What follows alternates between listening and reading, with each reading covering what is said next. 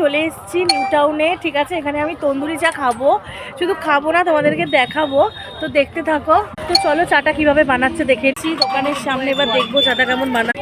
একদম ভাতটা গরম হয়ে গেছে, ওয়াও পুরো লাল হয়ে গেছে ভাতটা একদম। এই যে দেখো দেখো দেখো কি সুন্দর করে বানাচ্ছে, ওয়াও দেখো, ওয়াও দারুণ। তো দেখছো একেবারে ফুটছে, দারুণ দারুণ। তোমরা সবাই কাকুর কাছে চা খেতে এসো। দেখো এই হলো তন্দুরি চা, উফ দারুণ দারুণ, দেখেই তো খেতে ইচ্ছা করছে, না জানি খেতে কত সুন্দর হবে,